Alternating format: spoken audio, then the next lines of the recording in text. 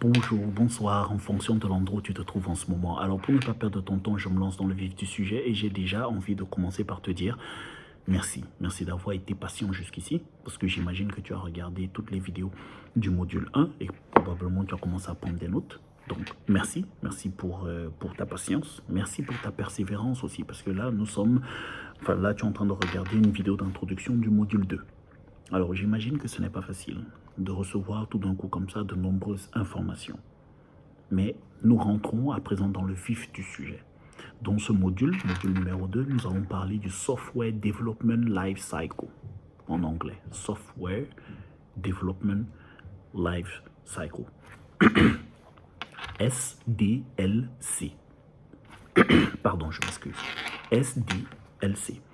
Ce n'est pas une méthode de travail que j'ai inventée. Tu pourras taper ça sur Google et avoir toutes les informations nécessaires. Cependant, dans ce module, donc, nous allons parler précisément et uniquement du Software Development Life Cycle, des différentes étapes, des différentes responsabilités et des différents délivrables par étape. Et ceci afin que tu aies une idée très claire, concise et même, j'ai envie de dire presque mécanique de ce que tu dois délivrer, à quel moment tu dois le délivrer et pourquoi tu dois le délivrer, à qui tu dois le délivrer. Ça semble assez basique et logique, mais tu seras surpris, tu seras véritablement surpris de constater que dans le monde du travail, tu as beaucoup de gens qui font beaucoup de bruit, mais ne savent pas grand-chose. Tu seras très étonné de constater qu'il y a des gens dans le monde du travail, en règle générale, qui ont une idée, deux idées assez vagues de comment les choses doivent être faites, mais des experts, il y en a très peu. Et ici, c'est ce que je te propose. Je te propose de devenir un expert, un chef de produit informatique qui sait de quoi il parle. Alors, je te montre ici directement les points bien précis et spécifiques qui vont t'aider et te permettre à te positionner sur le marché en tant qu'expert. Je tiens à te signaler ici que l'objectif ultime, bien entendu, c'est faire de toi un chef de produit informatique, mais te donner la possibilité de passer d'employé à consultant. Pour deux raisons. Un consultant n'a pas de patron, mais des clients. Un consultant gagne bien mieux sa vie qu'un employé simple. Nous parlerons de ça bien plus tard. Ok? Donc, dès le moment que tu seras capable de comprendre, d'assimiler et de mettre en pratique, même ceci de manière assez automatique et systématique, la phase de Software Development Life Cycle, 30 à 40% du boulot dans son ensemble, dans sa globalité, tu l'auras déjà compris.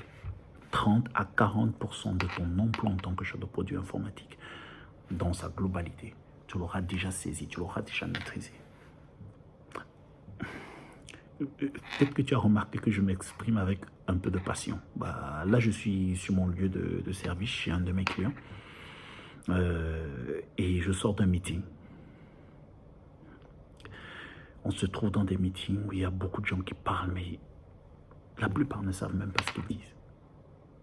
Ils ne savent pas ce qu'ils disent. Alors, je sais bien que ça peut sembler très arrogant et prétentieux de ma part, mais c'est la stricte vérité. Qu'il y a un besoin pour des experts comme toi. Tu seras un expert. Tout ce que tu as à faire, c'est de suivre à la lettre tout ce que je vais t'enseigner dans le cadre de cette formation par rapport à ton emploi en tant que chef de produit informatique. Donc, dans les vidéos suivantes, nous allons commencer à décortiquer le Software Development Life Cycle, cette méthode de travail, cette approche qui va te permettre très vite d'identifier des différentes tâches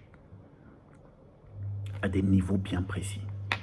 Non seulement nous allons donc identifier ces tâches, mais nous allons les décortiquer. Je vais te montrer, par exemple, comment tu peux recueillir des besoins, de quelle façon s'y prendre. Ok? Et une fois que tu les as recueillis, comment tu les articules, comment tu les analyses, comment tu t'y prends pour avoir des sign-off avant de passer à l'étape suivante. L'étape suivante qui est d'ailleurs super intéressante, ça s'appelle Functional Specification Design. Le design en fait des fonctionnalités ou des fonctions du produit informatique que tu vas mettre sur pied. C'est le langage à travers lequel les équipes techniques vont se référer pour mettre en place ce produit informatique. En règle générale, on appelle ça du BPMN, Business Process Modeling Notation. Alors, il y a différents types, ne t'inquiète pas, nous allons en parler dans les vidéos suivantes et rentrer dans les détails. Cependant, ceci va être probablement un module tellement important qu'il va falloir que certains points, je suis désolé d'insister là-dessus, mais certains points, il va falloir que tu les apprennes par cœur. Pourquoi? En ce qui me concerne, quand je fais quelque chose que j'arrive à comprendre, mais surtout que j'apprends par cœur, ça devient presque seconde nature dans des situations bien précises, en meeting, ou même lorsque je communique avec des collègues, de savoir de quoi il s'agit très vite et être capable de fournir une réponse totalement adéquate. Entre parenthèses, en tant que consultant, je suis donc censé être un expert. Et en tant qu'expert, je ne peux pas me permettre d'hésiter. En tant qu'expert, je ne peux pas me permettre de bégayer. Je dois être concis, direct, rapide et très efficace dans mes approches, dans mes interventions et même dans mes analyses. Alors, moi, je suis déjà super excité parce que nous rentrons ici dans le vif du sujet. Donc, une fois de plus, merci pour ta patience.